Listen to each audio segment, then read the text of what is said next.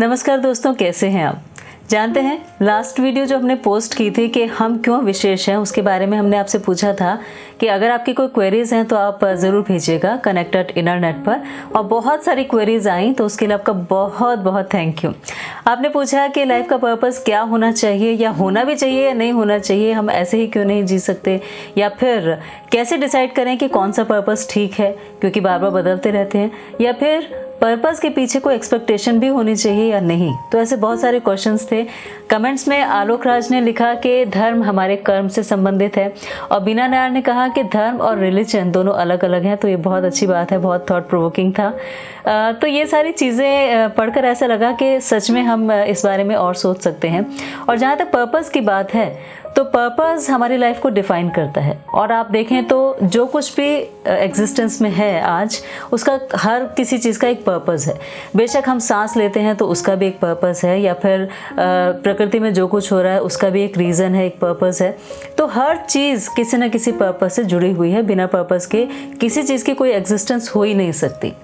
जैसे कि मान लीजिए बात करते हैं एक रोबो की। एक साइंटिस्ट ने एक रोबो बनाया था, और उस रोबो को उसने बहुत सारे लोगों को दिखाया और उसके बारे में सारी डिटेल्स थी। ये बताया कि इसके कौन से पार्ट्स कैसे चेंज हो सकते हैं, कौन सी एक्सेसरीज कहाँ मिलेंगी, किसको कांटेक्ट करना पड़ेगा, सब बताया। लेकिन उसका रोबो बिका नहीं। जानते हैं क्यों? क्योंकि उसने सब डिटेल्स दे दी थी, लेकिन पर्पस नहीं बताया था कि पर्पस क्या है उस रोबो का। तो ऐसे ही हम भी अगर जाते तो हम शायद उस रोबो को नहीं खरीदते, क्योंकि सबसे इंपॉर्टेंट चीज़ थी पर्पस। तो अगर अपनी एग्जिस्टेंस की हम बात करते हैं और उस पर्पस के बारे में सोचते हैं, तो समझ लीजिए कि ये जो पूरा का पूरा वर्ल्ड है, ये एक स्टेज है, और उस स्टेज पे हम सब आर्टिस्ट हैं। हम सब का एक रोल है, और हमें एक पर्टिकुलर एंट्री पॉइंट मिला है, एक टाइम पे एग्जिट करना है। हमारे कुछ डायलॉग्स हैं, हमारे एक पर्टिकुलर वेशभूषा है जिसमें हमें आना है। तो वो सारी चीज़ें हमें करनी है। अगर हमें वो डायलॉग्स नहीं पता हो, या हमें अपनी एंट्री नहीं पता हो, हमें एग्जिट नहीं पता हो, तो फिर हम अपने आप को कंफर्टेबल फील नहीं करेंगे।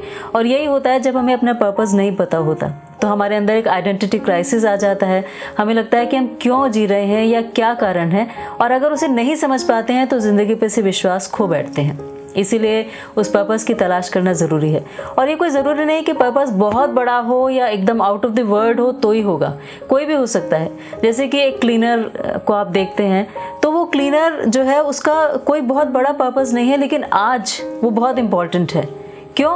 क्योंकि आज जितने कोरोना के केसेस बढ़ रहे हैं, उसमें अगर एक क्लीनर ना हो, वो सैनिटाइज साथ साथ ना करे, तो हमारा घर से बाहर निकलना मुश्किल हो जाएगा।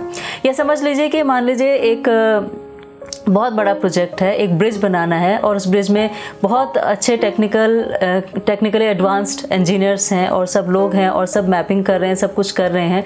लेकिन अगर एक वेल्डर वहाँ पर नहीं है, या फिर और जो लोग ऐसे छोटे छोटे कामों के लिए चाहिए होते हैं वो नहीं है, तो फिर उस ब्रिज को नहीं बनाया जा सकता।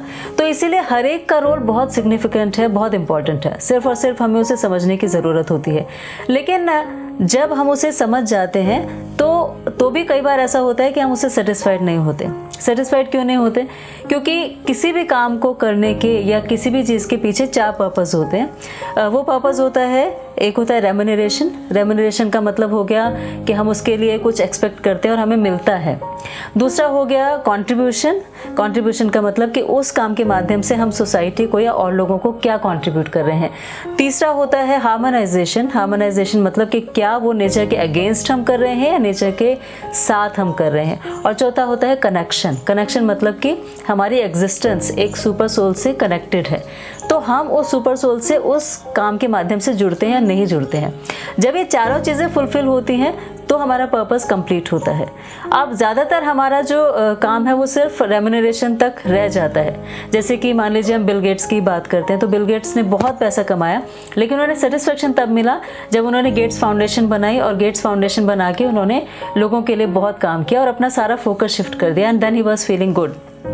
या जैसे आपने 2017 के जो यूपीएससी सेकंड टॉपर थी अनु कुमारी, उनके बारे में सुना होगा कि वो उन्होंने फिज़िक्स ऑनर्स किया, उसके बाद बहुत अच्छी उन्होंने जॉब भी की, उन्होंने और प्रोफेशनल डिग्रीज भी ली और अच्छा अर्न भी किया। लेकिन अर्न करने के बाद उन्हें सेटिस्फेक्शन नहीं हुआ, तो उन्होंने अपनी उस जॉब को छोड़ के और उसके बाद आईएएस की तैयारी की और आईएएस बन गई। और जब उनसे पूछा गया कि उन्होंने ऐसा क्यों किया, तो उन्होंने कहा कि मैं सिर्फ अपने लिए कमा रही थी, लेकिन मैं सोसाइटी के लिए कुछ करना चाहती थी, इसीलिए मैंने ऐसा शिफ्ट किया।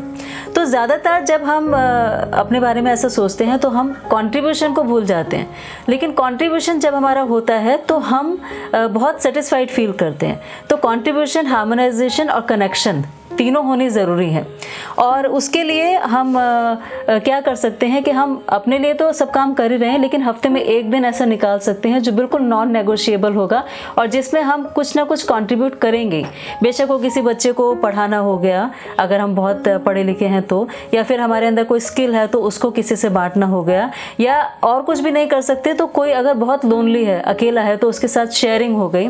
तो किसी भी तरह से हम कंट्रीब्यूट करें, कहीं जाके कुछ सर्विस करें या कुछ हेल्प करें, तो वो चीज़ें जो हैं वो हमें सेटिस्फेक्शन देती हैं, वो हमें हार्मोनाइजेशन और कनेक्शन की तरफ ले जाती हैं। अब कनेक्शन क्यों ज़रूरी है हमारी लाइफ में, या क्यों हमारा उस सुपर पावर से या जिस भी तरह से हम उन्हें मानते हैं उनसे कनेक्ट होना ज़रूरी है, ये भी डिस्कस करेंगे नेक्स्ट वीडियो में। लेकिन अगर आपके कुछ क्वेरीज हैं, कुछ क्वेश्चन हैं, तो आप connect@innernet पर लिख सकते हैं या कमेंट्स में डाल सकते हैं और हम उन्हें भी एड्रेस करेंगे। तो प्लीज़ अपना बहुत ख्याल रखिएगा और सोचिएगा कि जो भी पर्पस हमारी लाइफ का है, अगर हमें वो मिल गया है तो क्या उसमें रेम्यूनरेशन के साथ साथ कंट्रीब्यूशन और हार्मोनाइजेशन और कनेक्शन शामिल है या नहीं है।